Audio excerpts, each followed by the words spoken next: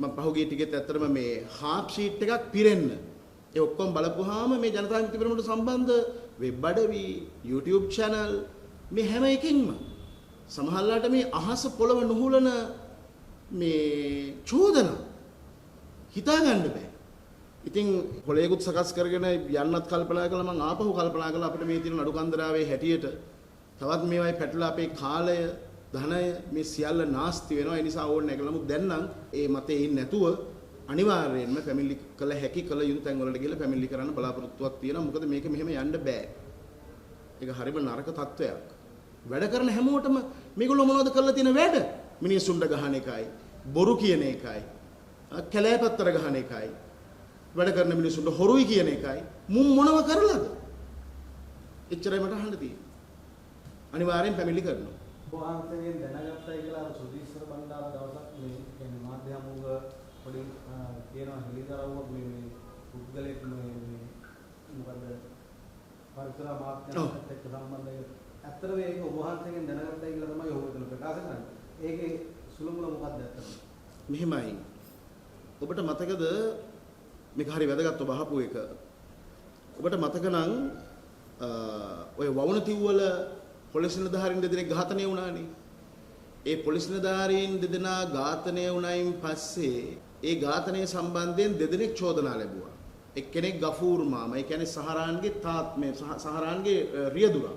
අනිත් එක්කෙනා මට මතක විදිහට ඉල්හාන් වෙන්න ඕන. මට හරියට නම මතකෙට එන්නේ නැහැ. කොහොම හරි ඒ එක්කෙනෙක් පාස්කු ප්‍රහාරයට දවස් කීපයකට කලින් සෞදි අරාබියාවට ගියා. ඒගොල්ලන්ගේ තියෙන මේ එක්තරා ආගමික වැඩකට සහභාගී වෙන්න. ආගමික කටයුතු වල සහභාගී වෙමින් ඉඳලා තමයි පාස්කු ප්‍රහාරය සිද්ධ වුණේ. කොහොම හරි සෞදි බුද්ධ්‍යංශ විසින් මොහුව නම් කරගෙන තිබුණා මේකට සම්බන්ධ කෙනෙක් වෙන්නේ නැති කියලා. අවසානයේදී ඔහුට එළියට යන්න බැරුව එයාපෝට් එකේ වැසිකිළිය දවස් 4ක් ඉඳලා තියෙනවා මේ මිනිස්සයා. දින කීපයක් දවස් 4කට වැඩි කාලයක්.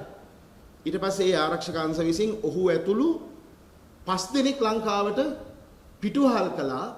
මෙහි ආරක්ෂක අංශ වලට බාර දුන්නා. ඒකේ එක්කෙනෙක් තමයි රිලා මර්ෂුක් කියන පුජ්‍යලයා.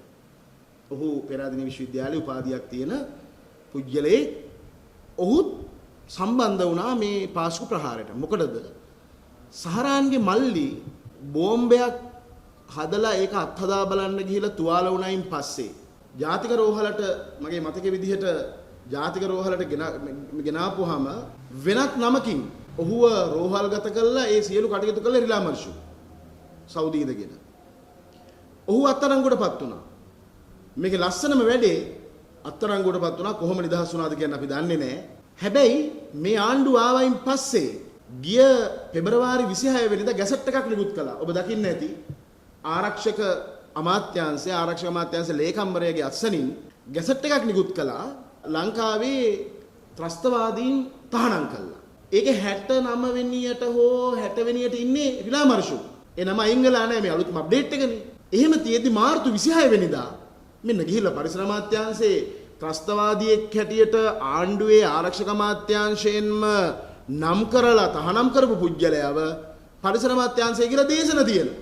ඒ ගැන තමයි මම හෙළිදරව් කළේ. ඉතින් මේ වගේ ඒ ත්‍රස්ත ප්‍රහාරයට නම් ලැබපු හුඟක් අය හජ්ජුල් අක්බර් ගිහිල්ලා කටාරවල දේශන පවත්වනවා.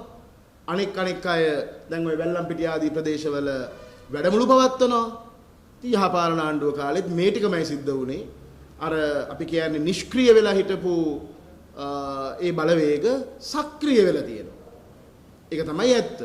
එහෙම අන්තවාදයට ගොදුරු වෙච්ච පිරිස් එසේ වැඩ කරද්දී අපි දැක්ක ඔය මහනුවර දළදා මේ වහන්සේ වඳින්න යන මිනිස්සුන්ට පල්ලි ඇරලා සනීපාර්ශික පහසුකම් සලස ගන්න පල්ලිවල දොරවල් ඇරලා ඒක ඉතාම හොඳ තත්වයක් නේ. අපි ඒකට ගෞරව කරනවා. ඒ සාමයට ලැබි මේ සංස්කෘතික හෙවණ හැදිච්ච ඒ මුස්ලිම් මිනිස්සු අපේ මුස්ලිම් මිනිස්සු. අපි මේ කතා කරන්නේ නොමග ගිය ගෝලීය ත්‍රස්තවාදය හා එකතු වෙච්ච ඒ කණ්ඩායම් ගැන විතරයි අපේ විරෝධය. ඔව් රිලා මර්ෂුක් කියලා පුජ්‍යලෙක් නම් ලැබලා තිබුණා ත්‍රස්තවාදියෙක් හැටියට තහනම් කරලා තියෙනවා. ඔහු ගැනලා ආණ්ඩුවේ පරිසර අමාත්‍යාංශේ දේශන පවත්වනවා. ඉතින් මොකක්ද අර කියන්නේ වැටත් නියරත් ගෝයන්කානම් කාට කියම්ද කියන එක තමයි මට අහන්න තියෙන්නේ අවසාන වශයෙන්. ඔහු මේ වෙනකොට සේවය කරනවද නම්? සේවයක් නේ මන් දන්නේ ඒගොල්ලෝ කොහේ වැඩ කරනවද කියලා. හැබැයි දේශනයකට තමයි ගෙන්නලා තිබුණේ. ඒ පරිසර අමාත්‍යාංශයේ ලේකම්වරිය ඇතුළු ඒ කණ්ඩායම පින්තූර දාලා තිබුණා. පින්තූර අපි ළඟ තියෙනවා. ඒ විතරක් නෙවෙයි දැන් නැගෙනහිර පළාත ගත්තොත් ඒත් එහෙමයි. ඉතින් අපිට දිනෙන් දින තොරතුරු වෙනවා. ඒ කණ්ඩායම් සංවිධානය වෙමින් බොහොම ලස්සනට අර සක්‍රීය මේ නිෂ්ක්‍රීය වෙලා හිටපු කල්ලි බොහොම හොඳට සක්‍රීයව වැඩ කරගෙන යනවා මේ ආණ්ඩුවේ පිහිටෙන්. ඉතින් කට කෑවත් අපි ඇත්ත කිව යුතුයි. අපි කාටවත් බය වෙන්නේ නැහැ. බය වෙන්න දෙයක්වත් නැහැ. අන්තිමට වෙන්නේ මේගොල්ලෝ හුරතල් කරලා යයි. මොකද මේ පිළිකාවල් වැළඳෙන්නේ ආණ්ඩුවලට නෙමෙයි රටකටයි මේ පිළිකාව වැළඳෙන්නේ. මේවා පිළිකාවක් වගේ ආයි ලේසි නෑ මේ වැළඳුනොත් ගලව ගන්න.